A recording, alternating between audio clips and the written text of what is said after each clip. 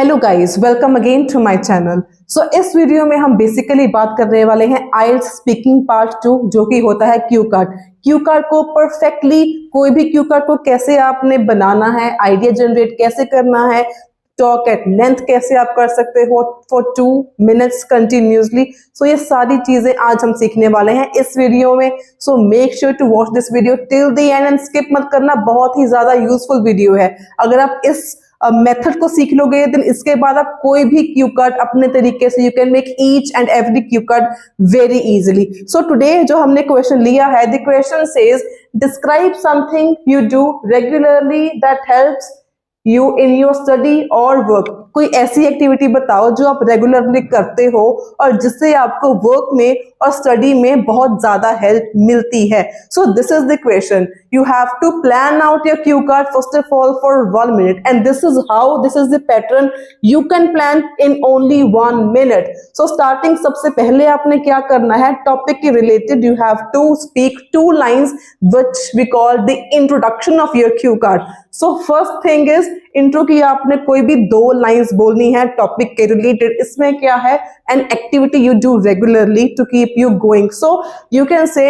Every person use to do some physical workout in their life to keep themselves going and which keeps them motivated throughout the day.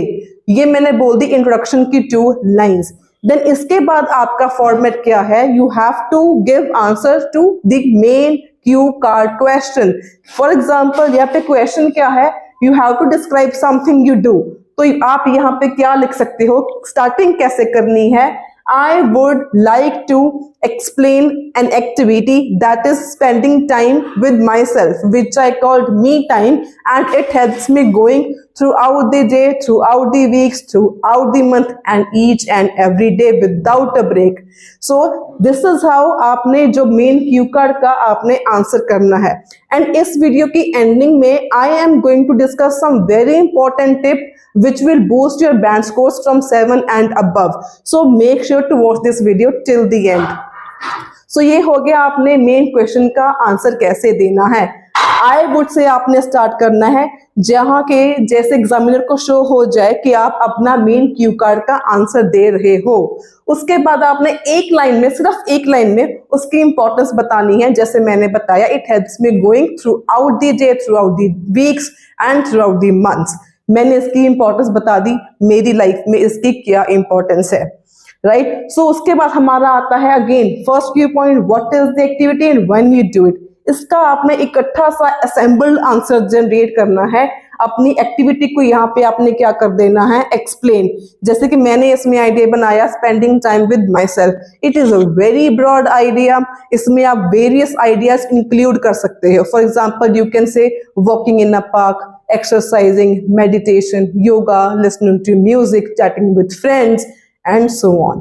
So इसमें आप explain कर सकते हो आप क्या कुछ करते हो अपने फ्री टाइम में, अपने मी टाइम में आप क्या कुछ करते हो और कब करते हो। कब की जगह पे आप बोल सकते हो early in the morning when there is silence all over which helps me to relax even more, and in the evening at around 6 to 6:30 p.m. every day I go out for a stroll in a park, or I used to chat with my friends, which obviously clear my mind, which through which I can express my ideas, I can express my thoughts, I can share my experience throughout the day which I am doing with my friends. So इसमें आपने इतना 2-4 लाइनें अपने आप निकल जाती है अगर आप एक बार शुरू करोगे तो। So हमने what and when का आंसर एक ही assembled जगह पे दे दिया। So moving on to the next comes how. Question is how it helps. जो भी आप एक्टिविटी करते हो वो आपको हेल्प कैसे कर रहा है। तो मेन पॉइंट इज हेल्प। कहीं क्वेश्चन में होता है व्हाई, गिव रीजंस व्हाई, कहीं में होता है how it helps.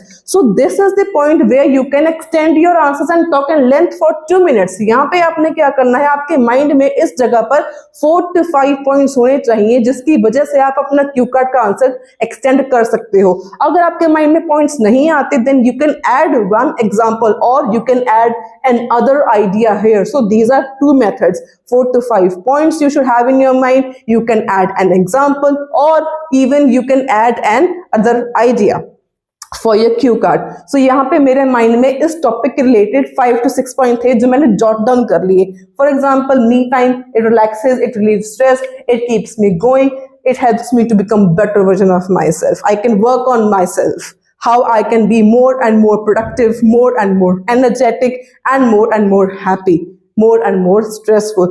So I have taken this idea keeping in mind that it will help me to talk at length. I will not be short of my ideas. So this is that kind of idea. So think of such ideas.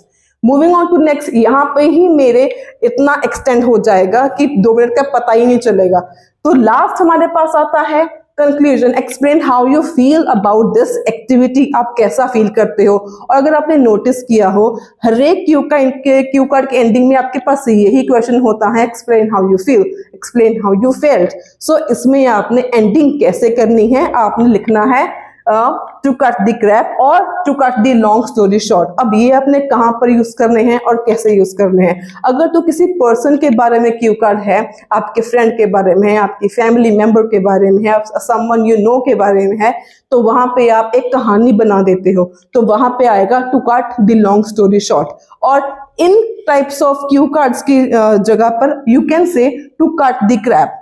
To cut the crap, it is very mind relaxing or exhilarating experience. Exhilarating मतलब happy experience. So in this way you can end your cue card. So आपको पता भी नहीं चलेगा आपने 2 minute का cue card कैसे बना दिया। So this is the major format which you should follow while preparing your cue card.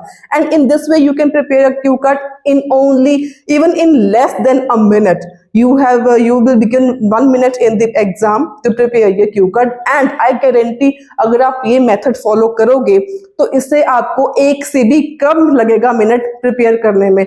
आपने जस्ट टॉपिक का इंट्रो अपने माइंड में सोचनी है, देन उसका आंसर हो गया, व्हेन एंड वेयर का आंसर असेंबल्ड बोल देना है, हाउ का मेजर है, हाउ एंड व्हाई मैंने बताया, उसमें आपका आंसर एक्सटेंड होता है, जहां पर आपने 4 to 5 पॉइंट्स और एक एग्जांपल सोच के रखनी है। Then you have to end your cue card.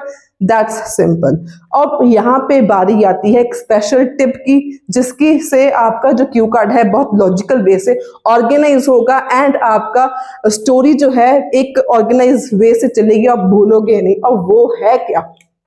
Intro आपने बोल दी, उसके बाद जब आपने स्टार्ट किया मेन क्वेश्चन का answer I would like to talk, उसके बाद जब व्हेन एंड वेयर का आ गया you have to explain, and जब हाउ इट हेल्प्स आ गया आपने यहाँ पे स्टार्ट कैसे करना है, it helps in variety of ways, I would start by saying that dash dash dash.